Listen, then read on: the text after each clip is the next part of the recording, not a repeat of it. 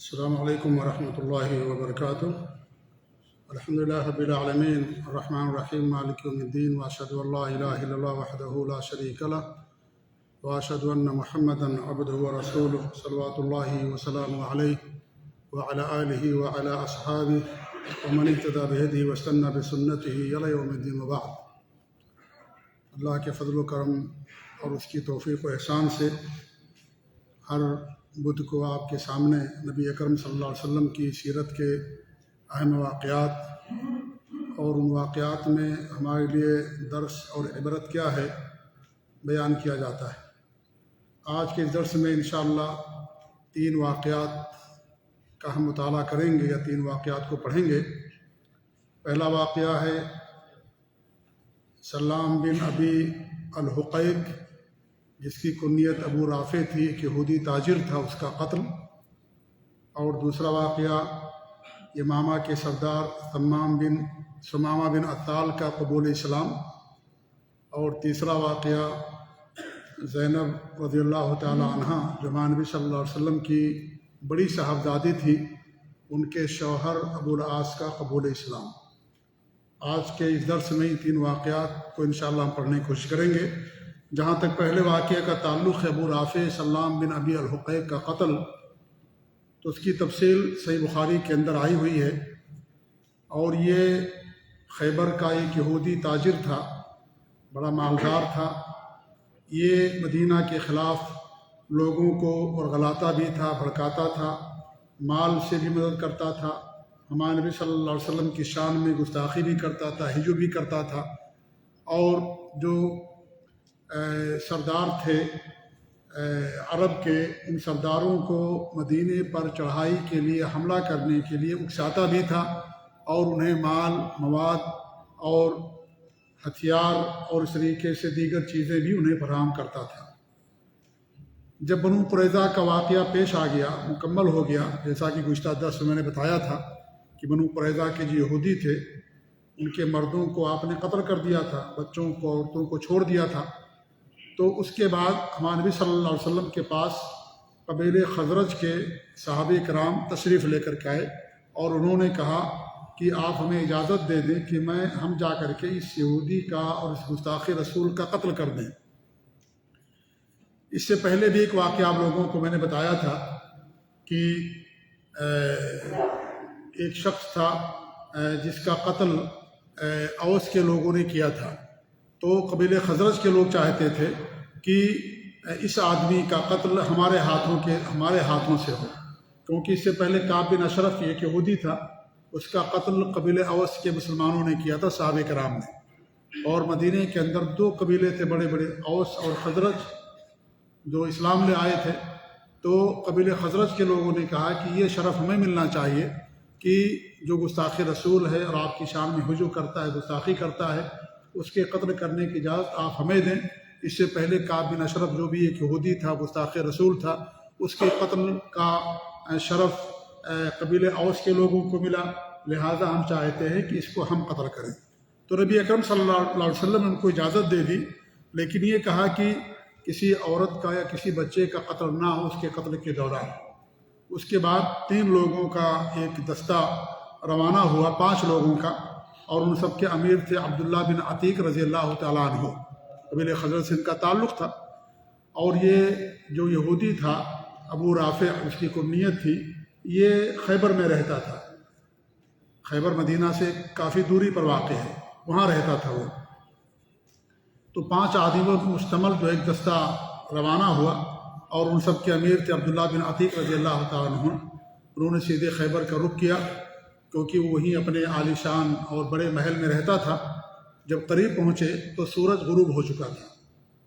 تو عبداللہ بن عتیق رضی اللہ تعالیٰ عنہ نے اپنے ساتھیوں سے کہا تم لوگ یہیں رکو، میں کوئی جا کر کے حیلہ اپناتا۔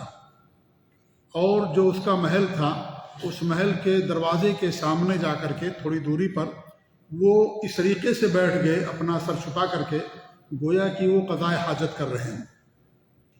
عبداللہ بن عتیق رضی اللہ تعالیٰ عنہ نے اس طریقے سے جا کر کے وہاں بیٹھ گئے کہ وہ لوگ یہ سمجھیں کہ وہ قضاء حاجت کر رہے ہیں۔ اس کے بعد لوگ اندر جانا شروع ہوئے، تو جو گیٹ مین تھا یا پہرے دار تھا، اس نے کہا کہ وہ اللہ کے بندے، تمہیں بھی اگر آنا تو اندر آ جاؤ، میں دروازہ بند کرنے جا رہا ہوں۔ جب اس نے یہ کہا تو عبداللہ بن عتیق رضی اللہ تعالیٰ عنہ دروازے سے اندر داخل ہو گئے اور ایک جگہ جا کر کے چھپ گئے۔ اس کے بعد انہوں نے دیکھا کہ جو پہرے دار ہے وہ دروازہ بند کر کے چابیاں ایک کھوٹی پر لٹکا کر کے اپنے کمرے میں چلا گیا اور سو گیا۔ انہوں نے کلجا جا کر کے وہاں سے جب رات میں اٹھا لی اور دروازہ بھی کھول دیا تاکہ ان کو بھاگنے میں آسانی ہو۔ اور ابو رافع جو تھا وہ اوپر بالا خانے میں رہتا تھا اور اس کے ہاں مجلس وغیرہ ہمیشہ ہوتی تھی، لوگ آتے تھے بیٹھتے تھے۔ جب سارے مجلس کے لوگ چلے گئے اور رات زیادہ ہو گئی تو پھر وہ ابو رافع کے گھر میں یا اس کے کمرے میں عبداللہ بن عتیق رضی اللہ تعالیٰ عنہ داخل ہوئی اور اس کے بعد آواز دی۔ تو جب اس نے بھی آواز دی تو آواز سن کر کے انہوں نے اس کے اوپر حملہ کیا، لیکن چونکہ اندھیری رات تھی، تاریکی تھی، تو اس کی وجہ سے زیادہ اسے چوٹ نہیں پہنچی اور اس نے چیخ مارا۔ اور جب اس نے چیخ مارا تو عبداللہ بن عتیق رضی اللہ تعالیٰ عنہ باہر چلے گئے اور پھر دوبارہ آواز بدل کر کے داخل ہوئے، گویا کہ اس کی مدد کرنے کے لیے آئے ہوں۔ انہوں نے کہا کہ ابو رافع کیسی آواز تھی؟ تو اس نے کہا مجھے ابھی کسی نے تلوار ماری ہے۔ پھر جب اس کی آواز سنی اور اندازہ لگا لیا کہ فلاں جگہ ہوگا وہ، تو انہوں نے بڑی زوردار ضرب لگائی اور اس کی وجہ سے وہ خون میں لت پت ہو گیا اور زمین پر گر گیا۔ تو عبداللہ بن عتیق رضی اللہ تعالیٰ عنہ نے اپنی تلوار کی نوک اس کے پیٹ میں گھونپ دی اور جو اس کے پیٹھ تک جو ہے چلی گئی۔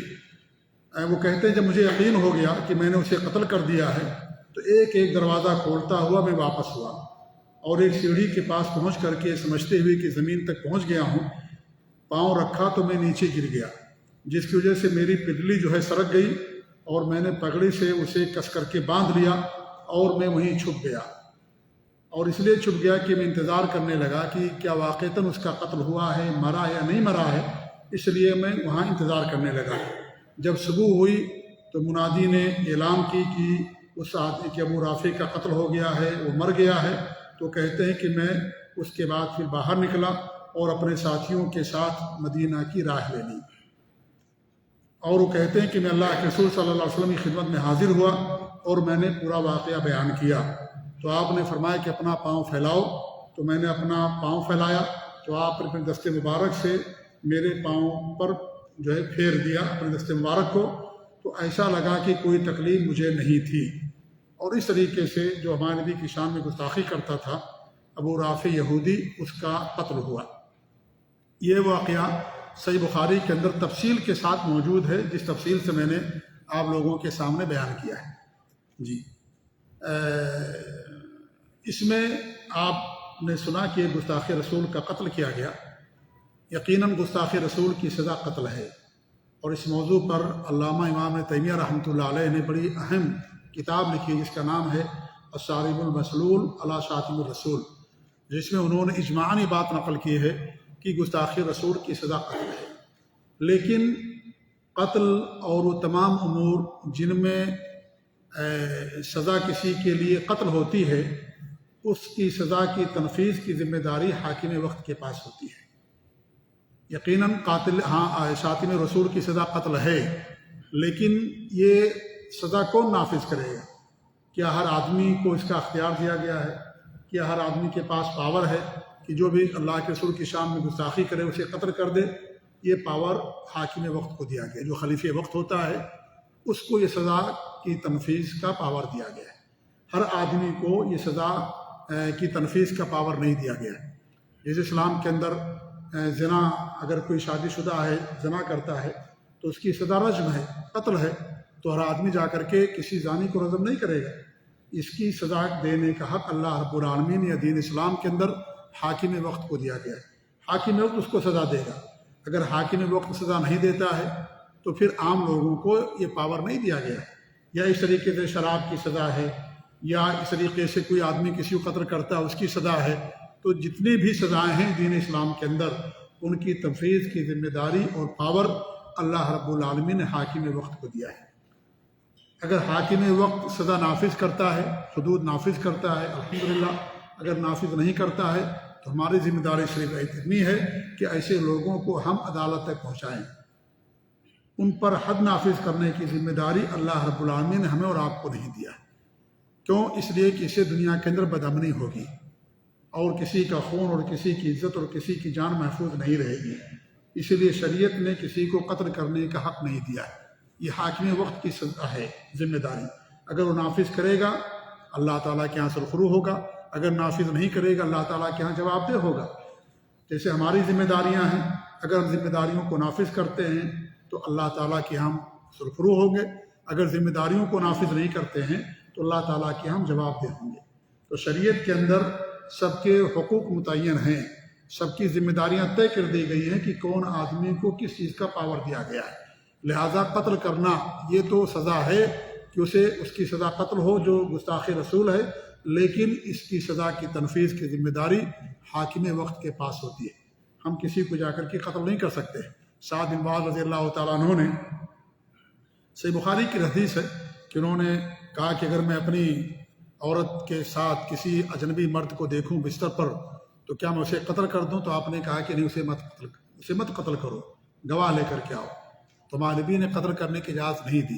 کیوں؟ اس لیے کہ اگر کوئی آدمی قتل کرے گا تو دوسرا آدمی بھی انتقاماً یا اس طریقے سے اور کسی وجہ سے دوسرے آدمی پر الزام لگا کر اسے بھی قتل کرے گا تو قتل کا سلسلہ یہ رکے گا نہیں، چلتا ہی رہے گا۔ اس لیے شریعت نے قتل کرنے کا حق صرف اور صرف حاکم وقت کو دیا ہے۔ یہ سزا وہی لگا سکتا ہے، کوئی دوسرا آدمی یہ سزا کسی پر نافذ نہیں کر سکتا۔ ایک چھوٹی سی بات ہے جو میں بار بار بیان کرتا ہوں کہ شریعت نے یہ کہا ہے کہ اگر بچہ 10 سال کا ہو جائے نماز نہ پڑھے اس کو مارنے کا حکم دیا ہے، لیکن کون مارے گا بچے کو؟ وہی مارے گا جو بچے کا باپ ہوگا، ذمہ دار ہوگا، جو سرپرست ہوگا۔ عام آدمی کو حق نہیں دیا گیا کہ ہم جا کر کے اس کو ماریں۔ کسی بچے کو ہم نے دیکھا 10 سال کا نماز نہیں پڑھتا، نہیں مار سکتے ہم اس کو نصیحت کر سکتے ہیں، اس کے باپ تک لا سکتے ہیں، اس کے باپ سے کہہ سکتے ہیں کہ آپ کا بیٹا نماز نہیں پڑھتا ہے، آپ جو ہے اس کو سمجھائیے، لیکن مارنے کا حق مجھے نہیں دیا گیا، ہمیں اور آپ کو نہیں دیا گیا۔ کیونکہ اگر ہم ماریں گے تو اس سے کیا ہوگا؟ آپس میں اختلاف ہوگا، لڑائی ہوگی، جھگڑا ہوگا، آپ ہمارے بچے کو ماریں گے، ہم آپ کے بچے کو ماریں گے، بات آگے تک پہنچے گی۔ اس لیے دوسرے کو مارنے کا حق نہیں دیا گیا۔ آپ اسے نصیحت کر سکتے ہیں، سمجھا سکتے ہیں، اس کے باپ تک لے جا سکتے ہیں کہ بھی آپ کا بیٹا نماز نہیں پڑھتا، آپ کا بیٹا شرارت کرتا ہے، آپ کا بیٹا یہ کرتا ہے، آپ اس کو سمجھائیے، آپ اس کو بتائیے۔ یہ نہیں کہ ہم اس کو مارنا شروع کر دیں۔ یہ پاور کسی دوسرے کو نہیں دیا گیا ہے، کیونکہ ہم اس کے ذمہ دار نہیں ہیں، ہم اس کے راعی اور نگہبان نہیں ہیں۔ اس کے راعی اور نگہبان ہیں جو اس کے ماں باپ ہیں، لہذا ان تک بات پہنچائی جائے، ان کو اس بچے کا مارنا ہمارے لیے جائز نہیں ہے۔ تو یہ معاملہ اور یہ بات ہمیشہ ہمارے ذہن کے اندر ہونی چاہیے کہ حدود کی نفاذ کی ذمہ داری حاکم وقت کے پاس ہوتی ہے، ہمارے پاس نہیں ہوتی ہے، کیونکہ سب کی ذمہ داریاں اسلام نے الگ الگ رکھی ہیں اور ہر آدمی سے یہی مطالبہ ہے کہ اپنی ذمہ داری کو ادا کرے۔ ایک کمپنی ہوتی ہے، کمپنی کے اندر سب کی ذمہ داریاں الگ الگ ہوتی ہیں، سب کی ذمہ داریاں الگ ہوتی ہیں۔ اب جس کی جو ذمہ داری ہو اس کو ادا کرے گا، اس کی اپنی ذمہ داری کے بارے میں سوال کیا جائے گا۔ دوسرے مسئلے میں یا جو اس کی ذمہ داری میں نہ آتا اس سے اس کے بارے میں نہیں سوال کیا جائے گا۔ اسے سوال کریں گے جس کے اندر یہ ذمہ داری جس کی حدود کے اندر آتی ہو، وہ جواب دہ ہوگا اور وہ کرے گا۔ تو ایسی دین کا میں معاملہ ہے۔ یہ قتل اور حدود اور سزا کی نفاذ کی ذمہ داری حاکم وقت کے پاس ہوتی ہے، لہذا اگر حاکم وقت کرے گا الحمدللہ، اگر نہیں کرے گا تو ہمارے پاس یہ پاور نہیں دیا گیا ہے کہ ہم جا کر کسی کو قتل کریں، جا کر کسی کو مار دیں اور جو ہے کسی کا اغوا کر لیں اور کسی پر حد نافذ کر دیں، شراب پینے والے کو، زنا کرنے والے کو یا اس طریقے سے اور گناہ کرنے والے کو جس میں شریعت نے حد رکھی ہے۔ ایسی صورت میں دنیا کے اندر بدامنی ہوگی اور کسی کی عزت اور خون اور جان محفوظ نہیں رہے گی۔ اس لیے شریعت نے دروازہ ہی بند کر دیا اور کہا کہ یہ ذمہ داری حاکم وقت کی ہے۔ انہوں نے کیوں قتل کیا؟ کیونکہ پہلے نبی سے اجازت طلب کی، نبی نے اجازت دیا تب وہ قتل کرنے کے لیے گئے۔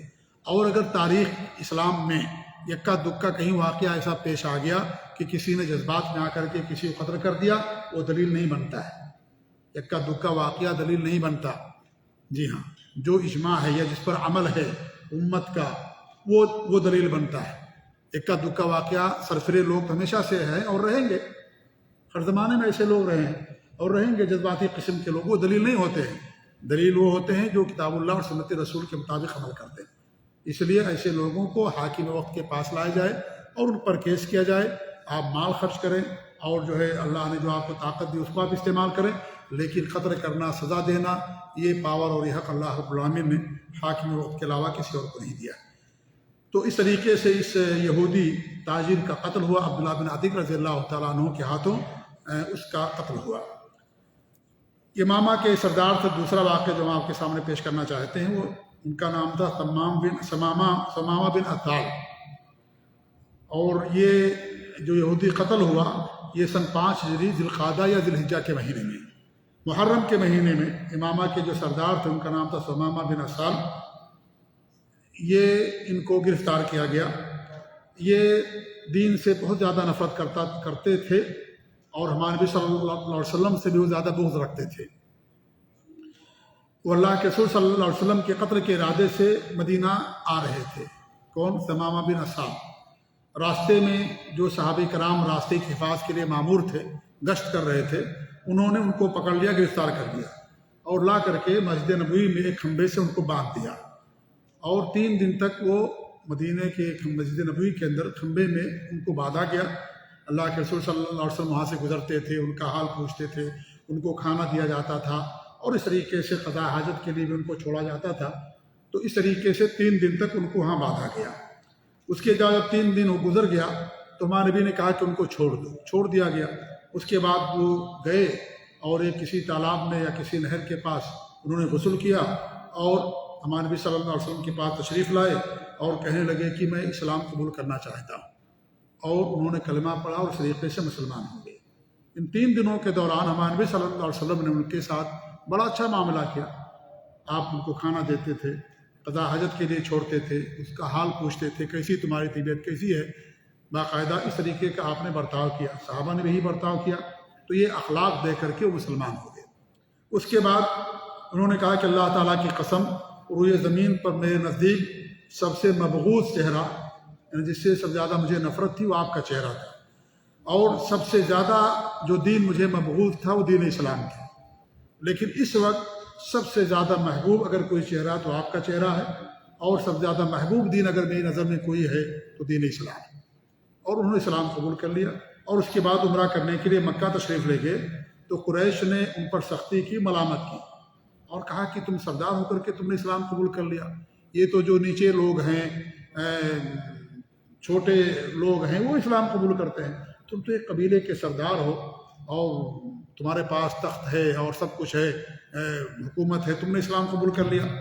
تو انہوں نے کہا کہ وہ امامہ کے اندر اس زمانے میں گیہوں ہوتا تھا اور وہ گیہوں پورے علاقے میں سپلائی کرتے تھے، حضرت ثمامہ بن اثال رضی اللہ تعالیٰ عنہ. تو انہوں نے کہا کہ جب تک اللہ کے رسول صلی اللہ علیہ وسلم مجھے یاد نہیں دیں گے میں تم لوگوں کو گیہوں سپلائی نہیں کروں گا. اور انہوں نے گیہوں بھیجنا بند کر دیا. اس کے بعد قریش کے لوگوں نے اللہ کے رسول صلی اللہ علیہ وسلم کو قرابت کا واسطہ دے کر خط لکھا کہ ہمارے خاندان کے ہیں، آپ کے خاندان کے لوگ بھوکے مر رہے ہیں، ان کے پاس گیہوں نہیں، آٹا نہیں ہے. تو ہمارے نبی نے انسانیت کی بنیاد پر ثمامہ کو خط لکھا اور کہا کہ آپ ان کو جو ہے آپ ان کو بیچنا شروع کر دیں. تو اس طریقے سے انہوں نے پھر دوبارہ انہیں گیہوں دینا شروع کر دیا. اس سے ہمیں درس ملتا ہے کہ ہمارے نبی صلی اللہ علیہ وسلم کا اخلاق کتنا بلند تھا، آپ کا کردار کتنا اعلیٰ اور عرفہ تھا. آپ کے دشمن ہیں قریش کے لوگ، مدینے پر چڑھائی بھی کی تھی انہوں نے، غزوہ احزاب کا واقعہ آپ کے سامنے پیش کیا گیا. یہی نہیں، آپ کو مدینہ مکہ سے نکلنے پر مجبور کیا، قتل کرنے کی سازش کی، ہر بار استعمال کیا.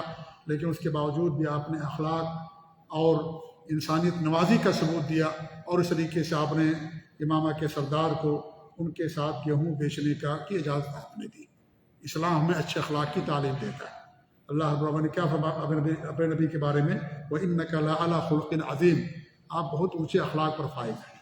اس طریقے سے اخلاق کی بڑی اہمیت دین اسلام کے اندر، اور اسلام کی اشاعت ہمارے اور جو صحابہ تھے دین اسلام پر عمل کرنے والے تھے، ان کے اچھے اخلاق کے ذریعے سے زیادہ اسلام کی اشاعت ہوئی، بہت کردار رہا اس کا. اس لیے حضرت امام تیمیہ رحمۃ اللہ علیہ سے لوگوں نے سوال کیا، یہ سن 728 میں ان کی ہجری میں ان کی وفات ہوئی ہے، امام تیمیہ رحمۃ اللہ علیہ کا، وہ کہتے ہیں کہ پہلے لوگ اسلام بہت قبول کرتے تھے، بغیر دعوت کے قبول کر لیا کرتے تھے، آج ہم لوگوں کو اسلام کی دعوت دیتے ہیں پھر بھی قبول نہیں کرتے ہیں۔ تو انہوں نے کہا کہ وہ زبان زیادہ عمل کی دعوت دیتے تھے، اخلاق سے دعوت دیا کرتے تھے۔ آج ہمارے پاس عمل نہیں ہے، کردار نہیں ہے، اخلاق نہیں رہ گیا، اس لیے ہماری زبان کا اثر نہیں رہ گیا۔ تو اگر زبان اور کردار کے اندر دونوں میں یکسانیت ہوتی ہے، مطابقت ہوتی، تطابق ہوتا ہے، تو زبان کا اثر ہوتا ہے۔ تو یہ آپ صلی اللہ علیہ وسلم کا اخلاق تھا، آپ کا حسن کردار تھا، آپ کی انسانیت نوازی تھی کہ آپ کے جانی دشمن ہیں، کھلے دشمن ہیں، لیکن اس کے باوجود بھی آپ نے ان کو گیہوں بیچنے کی اجازت دی، ان کی جان کی حفاظت کے لیے۔ تو اسلام ہمیں اعلیٰ کردار کی تعلیم دیتا ہے، اچھے اخلاق کی تعلیم دیتا ہے، اور جس قوم سے اخلاق ختم ہو جاتا ہے وہ قوم بھی مر جاتی ہے۔ قوم اپنے اخلاق سے زندہ رہتی ہے، اخلاق اگر ختم ہو گیا تو وہ قوم بھی، امت بھی ختم ہو جاتی ہے۔ اس لیے اخلاق بہت اہم چیز ہے اسلام کے اشاعت کے لیے، لوگوں کا دل جیتنے کے لیے، اور اس طریقے سے دوست احباب کے لیے اور معاشرے کے لیے، آپس میں اور ساتھیوں کے ساتھ، سب کے ساتھ ایک اچھا رشتہ قائم کرنے کے لیے اخلاق بہت اہم چیز ہوتی ہے۔ اس لیے اخلاق کی بڑی اہمیت ہے دین اسلام کے اندر۔ اللہ کے رسول صلی اللہ علیہ وسلم کی حدیث ہے کہ ترازو میں جو سب زیادہ وزنی چیز ہوگی اللہ کا تقویٰ ہوگا اور حسن اخلاق ہوگا، اور آپ نے فرمایا کہ سب زیادہ میرے نزدیک وہ لوگ ہوں گے جو اچھے اخلاق والے ہوں گے۔ آپ کی معیت اور آپ کی رفاقت کا شرف ان کو حاصل ہوگا جن کے پاس ایمان بھی ہوگا، توحید بھی ہوگی، ساتھ ہی ساتھ ان کا اچھا اخلاق بھی ہوگا۔ ایسے لوگوں کو اللہ کے رسول صلی اللہ علیہ وسلم کی قیامت کے دن جنت کے اندر رفاقت اور معیت حاصل ہوگی۔ تو اخلاق جو ہے بہت اہم چیز ہے۔ آج اخلاق ہمارے اندر تقریباً ختم ہو چکا ہے، اخلاق اور اچھا کردار آج ہمارے پاس بہت کم رہ گیا، جبکہ ہماری پہچان تھی۔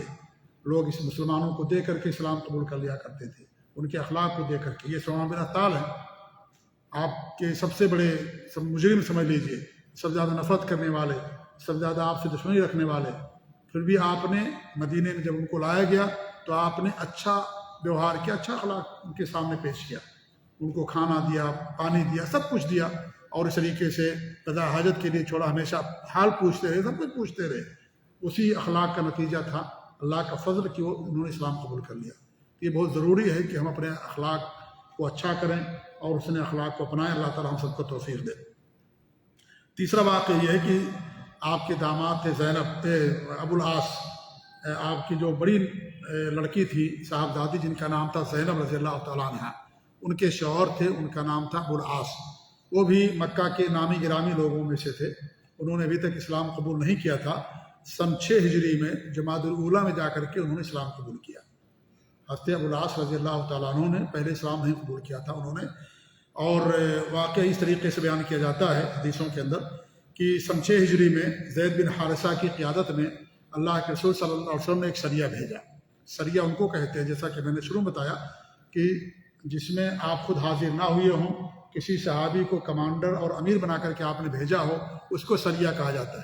غزوہ اس کو کہتے ہیں جس میں آپ خود بنفس نفیس شریک ہوئے ہوں اور آپ نے قیادت کی ہو، اس کو غزوہ کہا جاتا ہے۔ تو آپ نے زید بن حارثہ کی قیادت میں بھیجا ایک سریہ، اور اس کا مقصد یہ تھا کہ شام سے ایک قافلہ آ رہا ہے قریش کا، اس کو پکڑنے کے لیے، اور اس قافلے کے سردار تھے آپ صلی اللہ علیہ وسلم کی بیٹی زینب کے شوہر ابو العاص، جو اس وقت مسلمان نہیں ہوئے تھے۔ مسلمانوں نے قافلے کو پکڑ لیا اور سب کو بھی گرفتار کر لیا، اور اس طریقے سے پورا مال لے کر کے مدینے کے اندر مسلمان لوگ آ گئے۔ لیکن ابو العاص جو تھے وہ ہاتھ نہ آئے، وہ نہیں پکڑے گئے، لیکن وہ سیدھے مدینہ گئے۔ اگرچہ ان کو نہیں پکڑا لیکن وہ بھی مدینہ آئے، اور اللہ کے رسول صلی اللہ علیہ وسلم کی بیٹی زینب سے کہلوایا کہ جو قافلے کا مال ہے وہ سارا مال جو ہے نبی صلی اللہ علیہ وسلم صاحب کہیں کہ مال پورا مکہ واپس کر دیں۔ تو حضرت زینب نے جا کر کے سفارش کی اور کہا کہ وہ مال کہہ رہے ہیں کہ واپس کر دیا جائے، تو ہمارے نبی نے پورا مال واپس کر دیا، مدینہ سے پورا مال آپ نے بھجوا دیا، اور ابو العاص بھی کو آپ نے چھوڑ دیا اور لوگوں کو چھوڑ دیا۔ تو ابو العاص مکہ گئے، اور مکہ میں جو لوگوں کی امانتیں ان کے پاس تھیں وہ ساری امانتیں واپس کر کے پھر وہ مدینہ آ گئے، اور مدینہ آنے کے بعد انہوں نے اسلام قبول کر لیا۔ اور آپ صلی اللہ علیہ وسلم نے ان کا جو پرانا نکاح تھا اسی نکاح پر زینب رضی اللہ تعالیٰ عنہ کو ان کے لیے واپس کر دیا، کیونکہ اس وقت آیت کریمہ نازل نہیں ہوئی تھی جس میں مسلمان عورتوں کی حرمت ہو کہ وہ کافر مردوں کے ساتھ نہیں رہ سکتی۔ یہ بعد میں یہ حرمت نازل ہوئی، اس وقت یہ آیت کریمہ نازل نہیں ہوئی تھی، یہ حرمت نہیں نازل ہوئی تھی، تو آپ نے پرانے نکاح ہی پر زینب رضی اللہ تعالیٰ عنہا کو ان کے واپس کر دیا، اور اس طریقے سے سن 6 ہجری میں ابو العاص رضی اللہ تعالیٰ عنہ جو آپ صلی اللہ علیہ وسلم کے داماد تھے انہوں نے اسلام قبول کر لیا۔ اس میں بھی آپ دیکھیں گے کہ آپ کا اخلاق تھا کہ آپ نے سارا مال واپس کر دیا، اور جو لوگ گرفتار ہوئے تھے ان کو بھی آپ نے واپس کر دیا، اور سب لوگ مدینہ مکہ چلے گئے، اور سب کا مال بھی آپ نے واپس کر دیا، کسی کا مال آپ نے نہیں رکھا۔ آپ نے اتنا اونچا کردار کا مظاہرہ کیا، اور جب کردار دیکھا، اخلاق دیکھا، تو ابو العاص رضی اللہ تعالیٰ مکے سے سیدھے مدینہ آئے اور اسلام قبول کر لیا، مسلمان ہوئے۔ تو یہ 3 واقعات آج ہم نے پڑھا ہے جن میں ہمیں یہ درس ملتا ہے کہ ہمیں بھی اپنے اخلاق کے اندر بہتری لانی چاہیے، اچھے اخلاق کو اپنانا چاہیے، کیونکہ اچھا اخلاق یہ دین اسلام کے اشاعت کا بہت بڑا ذریعہ اور سبب ہے۔ اللہ تعالیٰ دعا کہ اللہ رب العالمین ہمارے اخلاق کے اندر بلندی عطا فرمائے، اللہ رب العالمین ہمیں اچھا اخلاق پانے کی توفیق دے، اور اس طریقے سے نبی کریم صلی اللہ علیہ وسلم کے اخلاق کو اپنانے کی اللہ تعالیٰ ہم سب کو توفیق دے، آمین۔ وجزاکم اللہ خیر، وصلی اللہ علی محمد وعلی آلہ وصحبہ اجمعین، والسلام علیکم ورحمۃ اللہ وبرکاتہ۔